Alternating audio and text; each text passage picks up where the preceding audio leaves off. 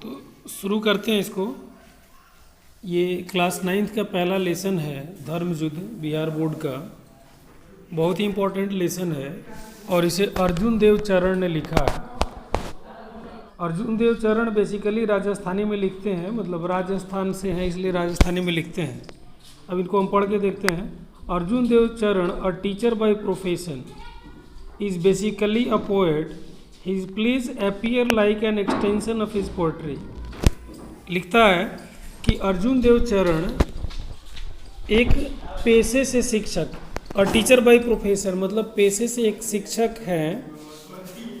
Is basically a poet मतलब मूल रूप से एक कवि हैं।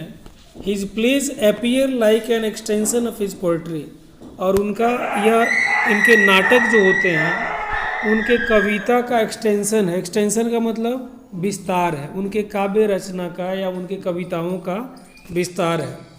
The poet in him shows through his short crisp and pithy lines and the song of the chorus in his play. The poet in him मतलब उनके अंदर जो कवि है वह ये दर्शाता या दिखाता है। Shows through his short crisp मतलब उनके छोटे, क्रिस्प का मतलब कुरकुरा होता है। कुरकुरा मतलब तो आप समझते ही हैं, जैसे कुरकुरे खाते हैं तो कर कर जो लगता है, पापड़ खाते हैं कर कर, उसी को क्रिस्प कहते हैं। यहाँ क्रिस्प का मतलब मज़ेदार, क्रिस्प का मतलब मज़ेदार, CRISP आप लिख भी सकते हो।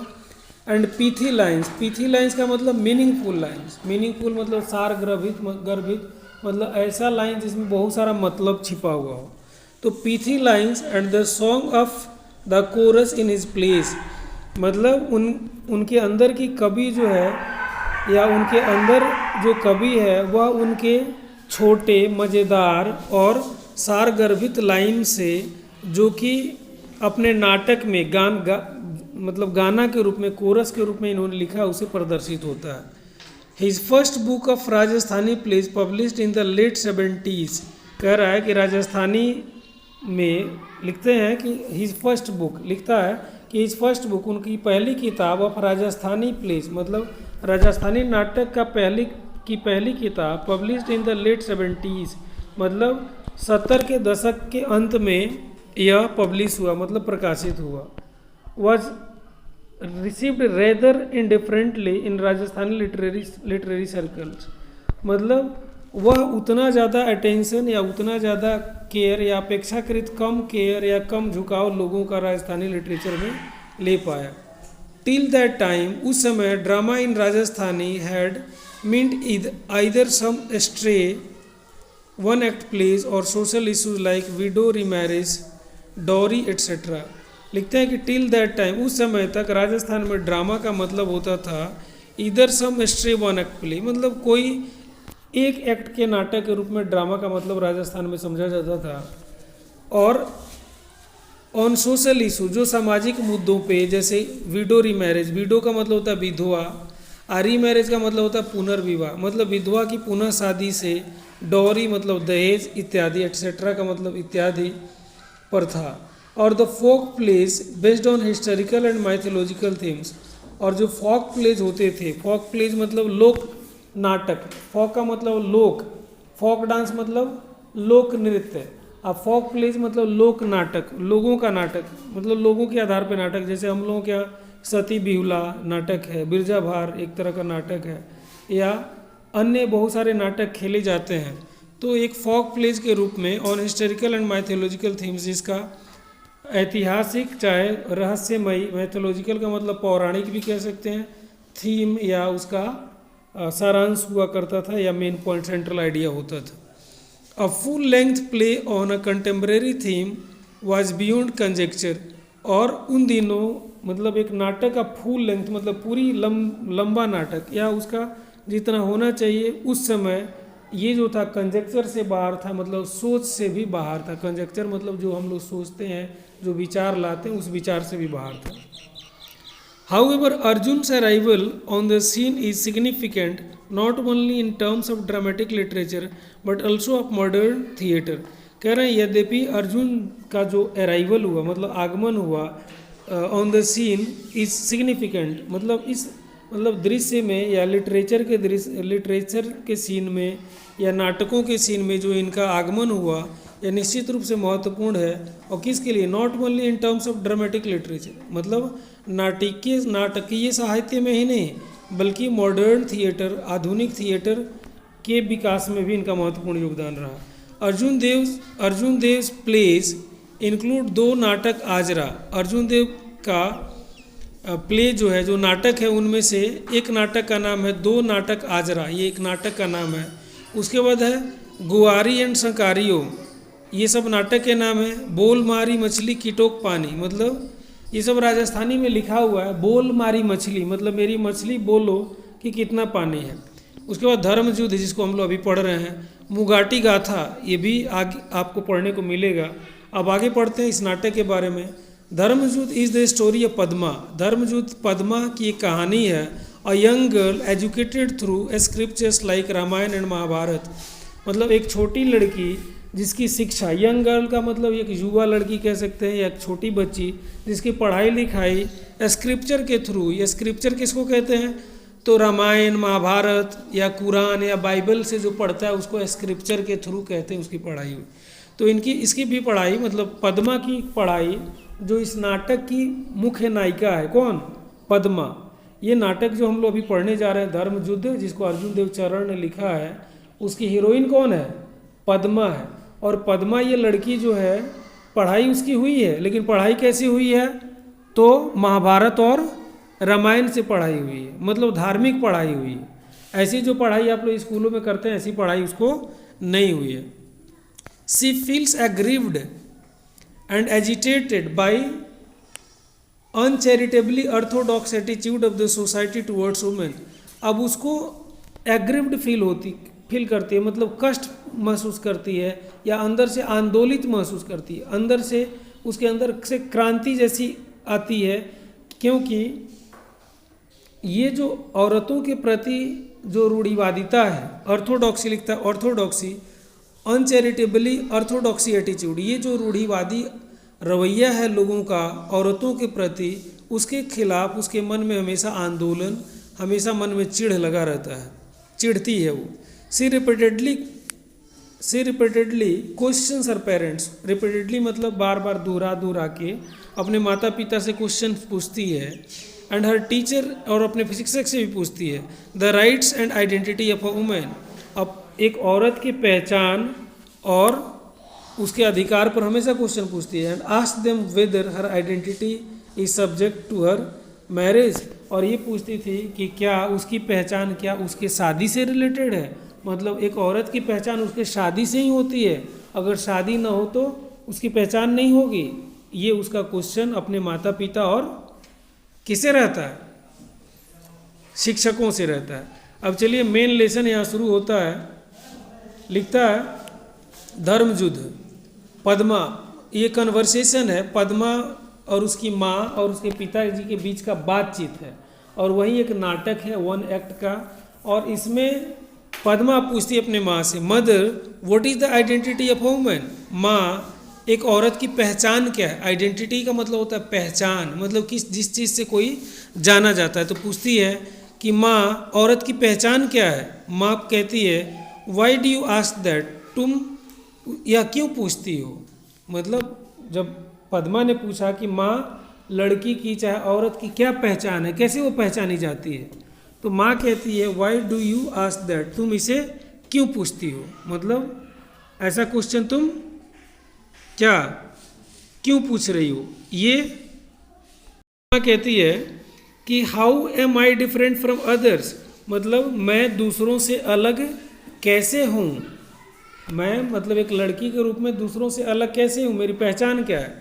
तो माँ कहती है यू आर माई डॉटर, तुम मेरी बेटी हो, और ओनली चाइल्ड, मतलब हमारी एकमात्र बेटी हो, and your fathers darling, darling का मतलब होता है प्रिय, प्यारी, और तुम अपने पिता की प्यारी हो, दुलारी हो।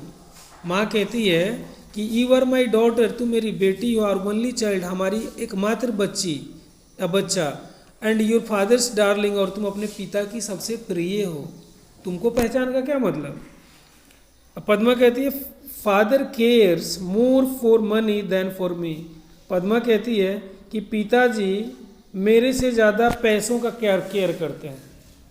पद्मा कहती है कि पिताजी तो मेरे से ज़्यादा पैसों का ख्याल रखते हैं, मेरा ख्याल नहीं रखते हैं। कौन कह रहा है? पद्मा कह रही है। किसको कह रही है? अपनी माँ को, कि पापा तो मेरे से ज़्यादा पैसों का ख्याल रखते हैं। It takes a heart to bestow love. Bestow का मतलब होता है देना, अ लव मीन्स प्यार। मतलब कह रही है प्यार देने के लिए दिल की ज़रूरत होती है। अगर दिल ही नहीं है तो प्यार कोई कहाँ से देगा? और उनको तो केवल पैसे की फिक्र रहती है, मेरी फिक्र नहीं रहती। किसने कहा? पद्मा ने कहा अपनी माँ को। तो माँ कहती है फॉर हुम डज ही सेव, किसके लिए वो बचाते हैं? बचाते हैं मतलब पैसा बचाते हैं। He does all this only for your sake, वो तुम्हारे लिए ही केवल ये जो भी काम करते हैं तुम्हारे लिए केवल करते हैं। You shouldn't think that I have no heart, तुम्हें ऐसा नहीं कहना चाहिए या नहीं सोचना चाहिए कि हमारे पास दिल नहीं है। क्लियर हो रहा है? क्लियर हो रहा है कि नहीं हो रहा? बट तो पद्मा कहती है but I didn't say it of you. तो पद्मा कहती है मैंने ये आपको नहीं कहा। पद्मा कहती है कि मैंने ये आपको नहीं कहा, मैंने तो पापा को कहा कि उनको दिल नहीं है, उनको खाली पैसा पैसा पैसा चाहिए, पैसे के पीछे भागते रहते हैं। वो मुझे प्यार करने का कहाँ उनको समय मिलता है। तो माँ कहती है I am not in any way different from he, मतलब मैं उनसे किसी भी तरह से अलग नहीं हूँ। My identity is linked with his and I cherish the bond. कह रही है कि मेरी पहचान, मेरा इस धरती पे पहचान जो है वो उन्हीं से जुड़ा हुआ है। किन से? तुम्हारे पापा से। तुम्हारे पापा मतलब पद्मा के पापा से। ये कौन बोल रही है? तो पद्मा की माँ बोल रही है कि मेरी पहचान तुम्हारे पापा से जुड़ी हुई है। And I cherish the bond, cherish का मतलब इंजॉय करना, पसंद करना या अच्छा लगना, और मुझे यह बंधन पसंद है। कौन सा बंधन? उसके माँ और पापा के बीच का जो बंधन है पति पत्नी का, वो पसंद है। किसने कहा?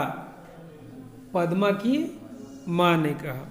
तभी इंटर पद्माज फादर, तभी पद्मा के पिताजी प्रवेश करते हैं स्टेज पर। नाटक है इसलिए आते हैं।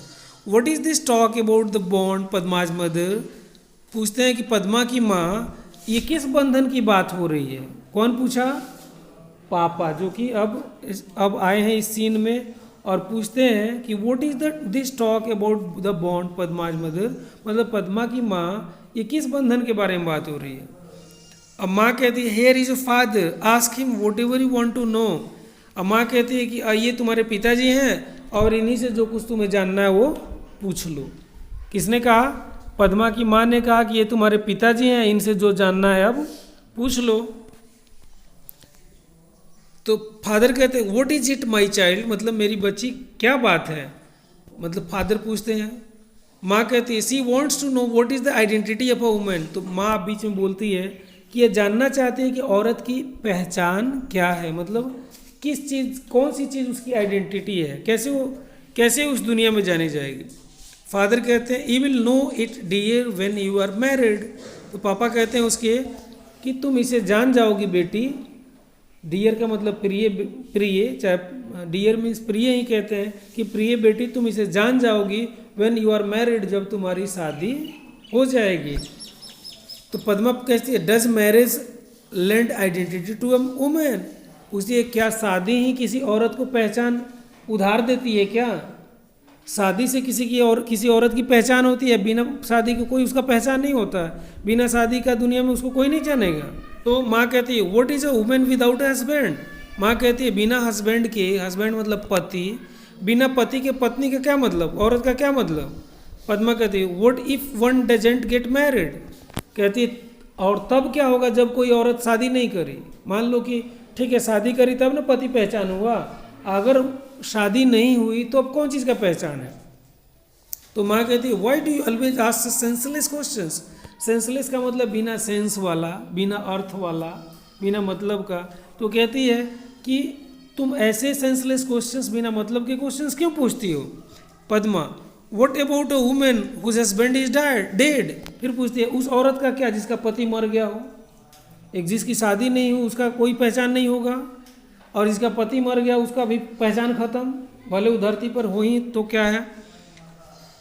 तो माँ कहती है life is hello for her. Hello का मतलब होता है नरक।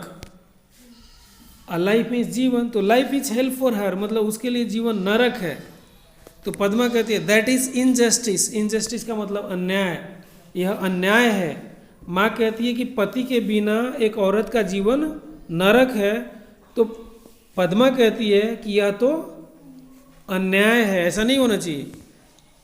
आगे है you needn't talk of justice and injustice here. तो माँ कहती है कि तुम्हें यहाँ न्याय और अन्याय की बात नहीं करनी है। पद्मा कहती है क्यों, वाई, वाई मीन्स क्यों। Over here women don't have the right to ask questions.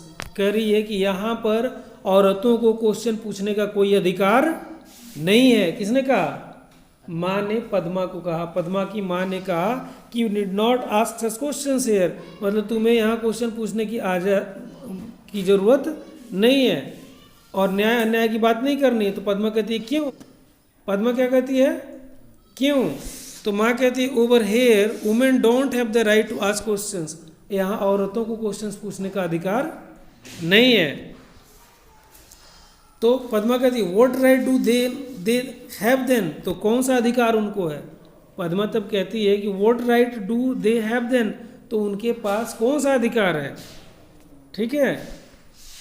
तो पापा कहते हैं इसके rights are for equals dear, कि मेरी प्रिय बेटी राइट्स जो है अधिकार बराबर के लोगों को होता है, इक्वल लोगों का होता है, मतलब इक्वल मतलब समान लोगों को होता है। तो फिर अब पद्मा कहती है why is a home considered a place for bargaining, one should live in such a place. कह रही है कि why is a home considered a place of bargaining, मतलब क्यों एक घर को, होम का मतलब जहाँ हम लोग रहते हैं उसको एक ऐसा प्लेस माना जाए जहाँ मोल जोल हो, मतलब वो हो, तोड़ मड़ोड़ की बात की जाए। मोल जोल का मतलब समझ में आ रहा है, जहाँ इक्वलिटी की बात नहीं हो, वहाँ छोटा बड़ा की बात की जाती हो, वह उसको बार्गेनिंग कहते हैं। One should live in such a place, किसी को ऐसे घर में नहीं रहना चाहिए। फादर कहते हैं you will get the same reply to this questions wherever you go, मतलब तुम जहाँ कहीं भी जाओगी यही रिप्लाई, मतलब यही जवाब तुमको कहीं भी मिलेगा। फादर, पद्मा कहती है but the identity of a women is the identity of women race. कहती है लेकिन एक औरत की पहचान मानव जाति की पहचान है। A society sense women, sense का मतलब होता है विदाउट, सेंस का मतलब है विदाउट, सोसाइटी मतलब एक समाज बिना औरत का क्या होगा। बिना औरत का समाज हो ही नहीं सकता है, जब तक औरत नहीं है समाज का निर्माण नहीं होगा। पद्मा कहती है father that is why they say that marriage lends this identity, इसलिए कहा जाता है कि शादी इस पहचान को देता है। Padma so if a girl does not get married she has no identity, तो इसलिए अगर कोई लड़की शादी नहीं करती है तो उसकी कोई पहचान नहीं है। Why is it that an unmarried man is venerated and called a Saint.